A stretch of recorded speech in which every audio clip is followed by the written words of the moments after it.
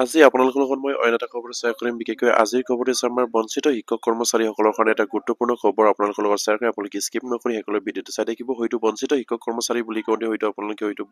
বুজিবলৈ অকণমান অসুবিধা পাইছে চাগে। আমাৰ 2013 আৰু 2021 চনত পাৰিকীকৰণৰ পৰা বাদ পৰা আমাৰ যিমানখিনি আমাৰ শিক্ষক কৰ্মচাৰী আছে তেখেতসকলৰ কাৰণে এটা গুৰুত্বপূৰ্ণ খবৰ আপোনালোকৰ লগত শ্বেয়াৰ কৰিম। কাৰণ তেখেতসকলৰ সন্তাৰ বিষয়ববীয়াসকলে গুৰুত্বভাৱে তেখেতসকলে আন্দোলন ধাৰাবাহিকভাৱে কৰি আহিছে আৰু সেই আন্দোলনৰ ফলত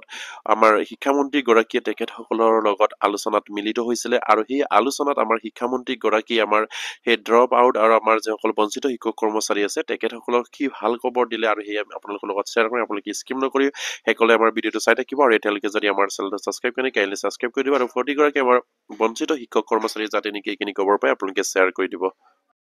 আপোনালোকে নিশ্চয় স্ক্ৰীন ফটেকো কৰিছে আমাৰ শিক্ষামন্ত্ৰীগৰাকীয়ে এটা গুৰুত্বপূৰ্ণ ফেচবুক পেজত তেখেতসকলে সেইখিনি বাৰ্তা প্ৰেৰণ কৰিছে আৰু ইয়াত কৈছে যে সদৌ অসম ফাৰিকৃত শিক্ষা অনুষ্ঠানৰ পৰা বঞ্চিত শিক্ষক কৰ্মচাৰী সন্থা 2013-21 প্ৰতিনিধি বৰ্গৰ সৈতে আজি জনতা ভৱনত মিলিত হৈ তেখেতসকলৰ দাবী সন্দৰ্ভত অৱগত হওঁ। আৰু ইয়াত কৈছে যে আমাৰ 2013 আৰু 2021 চনৰ পাৰিকীকৰণৰ যিখিনি শিক্ষানুষ্ঠান আছে সেই শিক্ষানুষ্ঠানৰ পৰা বঞ্চিত আমাৰ যিসকল শিক্ষক কৰ্মচাৰী আছে ড্ৰপ আউট শিক্ষক কৰ্মচাৰী আছে তেখেতসকলৰ লগত আজি বা আমাৰ সেই 2013 আৰু 2021 চনৰ বঞ্চিত শিক্ষক কৰ্মচাৰী সন্থাৰ লগত আমাৰ শিক্ষামন্ত্ৰী এটা গুৰুত্বপূৰ্ণ বৈঠকত মিলিত হোৱাৰ কথা ইয়াত উল্লেখ কৰিছে আৰু সংগঠনটোৰ শিক্ষক কৰ্মচাৰীসকলৰ সৈতে উত্থাপন কৰা বিষয়সমূহ কেবিনেট উপসমিতিৰ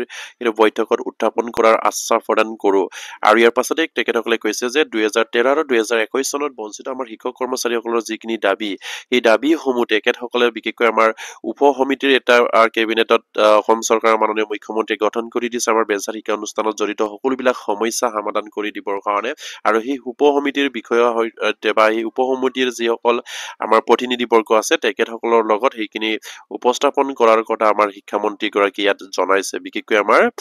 যিসকল আমাৰ উপসমিতিৰ বিষয়ববী আছে বিশেষকৈ আমাৰ চেয়াৰমেন হিচাপে আমাৰ শিক্ষামন্ত্ৰী গৰাকী আছে আৰু মেম্বাৰ হিচাপে আমাৰ হয়তো আমাৰ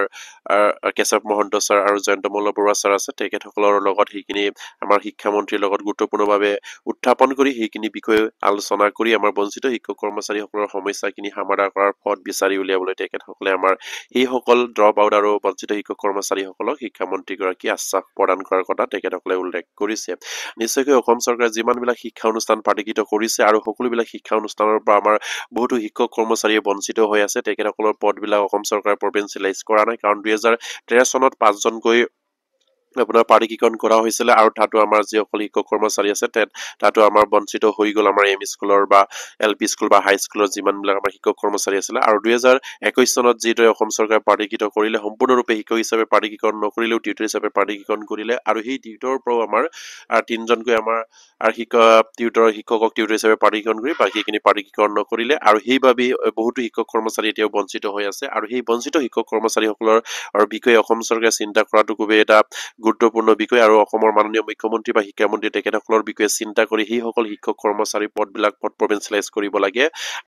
আৰু সেইসকল শিক্ষক কৰ্মচাৰীয়ে বিনা বেতনে বহু বছৰ তেখেতসকলে শিক্ষকতা কৰি আহিছে আৰু তেখেতসকলৰ জীৱনৰ কথা চিন্তা কৰি অসমৰ মাননীয় মুখ্যমন্ত্ৰী বা শিক্ষামন্ত্ৰীয়ে তেখেতসকলৰ সমস্যাখিনি অতি সোনকালে সমাধান কৰি দিব লাগে আৰু তেখেতসকলক জীয়াই থকাৰ এটা সুযোগ প্ৰদান কৰিব লাগে বুলি আমাৰ